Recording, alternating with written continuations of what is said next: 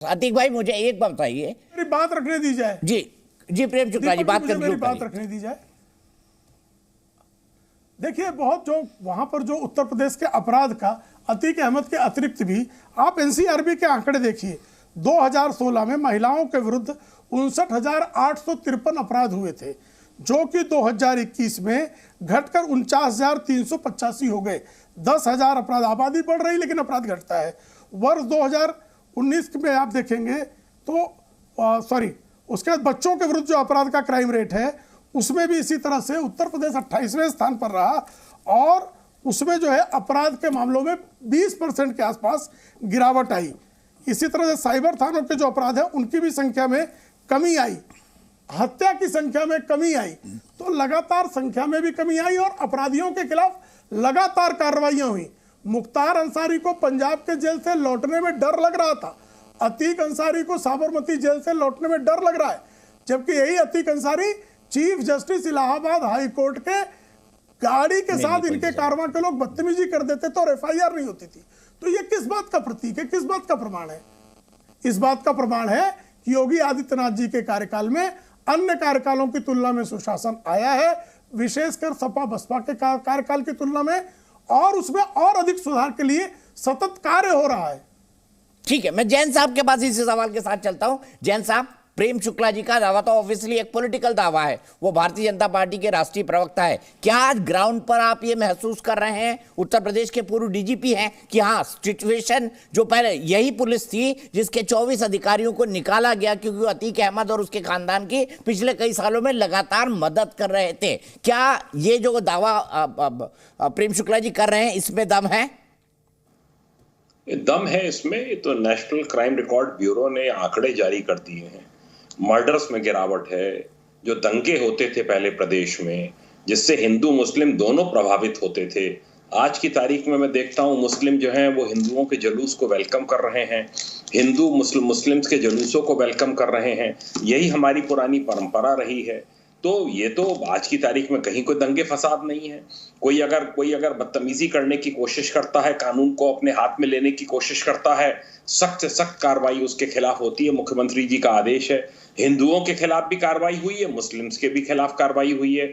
यही होना चाहिए। दंगाइयों की कोई जात नहीं होती। जब हम सर्विस में आए थे हमें यही बताया गया था कि दंगाई की कोई जात नहीं होती, पूरे शहर का माहौल खराब करना चाहते हैं, उनके खिलाफ कठोर से कठोर कार्रवाई होनी चाहिए। इसको हर कम्युनिटी वेलकम करती है। मस्जिदों के ऊपर से, मंदिरों के ऊपर से लाउड स्पीकर उतारे गए, सब एक समान कार्रवाई हुई, कोई दिक्कत नहीं है।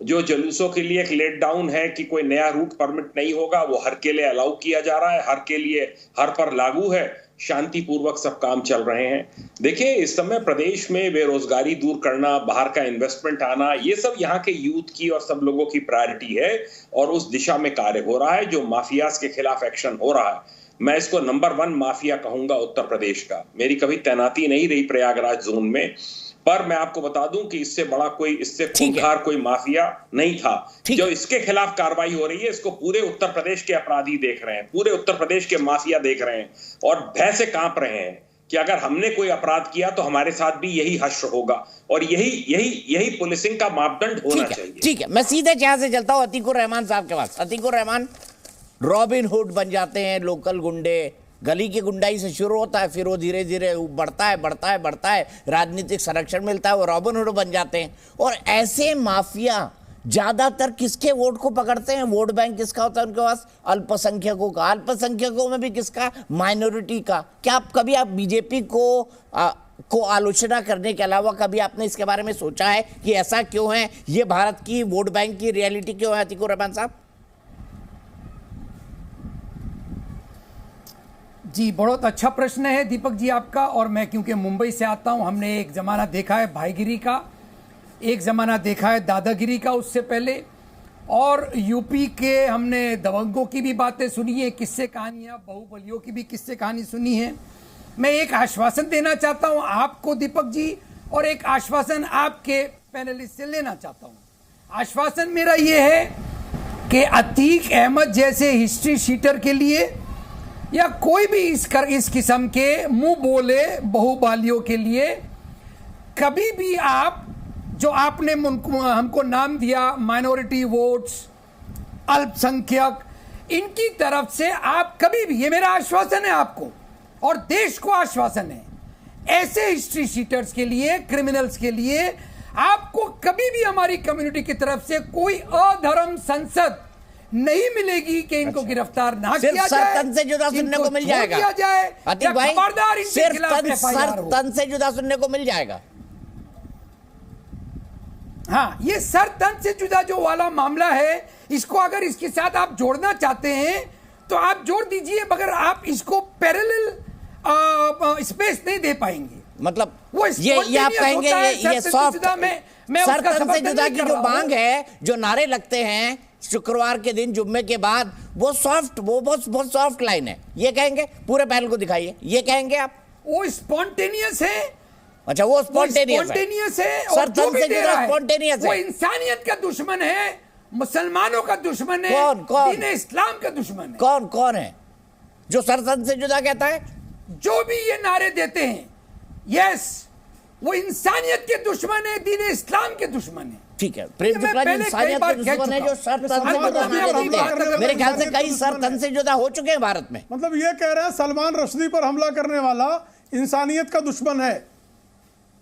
अतीक भाई ये मान रहे हैं ना, सलमान 100%, रश्दी पर हमला 100% करने वाला इंसानियत का दुश्मन है, कन्हैया लाल की हत्या करने वाला दुश्मन है, इंसानियत का दीन दुश्मन है। इस्लाम का दुश्मन है, दीन इस्लाम का दुश्मन है, इंसानियत का दुश्मन है। इस्लाम तो अतीक अहमद भी जो है इंसानियत का दुश्मन है, ये आपने स्वीकारा। इसके खिलाफ जो है Yes. कोई भी कार्रवाई हो तो Yes. आपका समर्थन Yes. स्वागत योग्य है।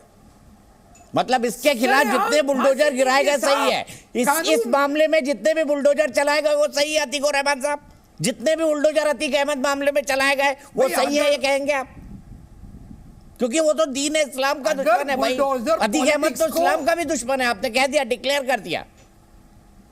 मतलब जो बुलडोजर चलाई योगी जी ने वो सही है। और थोड़ा उसको सा दीन soft से है। कोई लेना देना नहीं, अतीक के उसको मामले में spontaneous जितने करके थोड़ा बुलडोजर सा चलाए कभी भी गए अतीक वो के सही अहमद है। जैसे हाँ या नहीं, को- सिंपल पूछ रहा हूँ, जवाब दे दीजिए।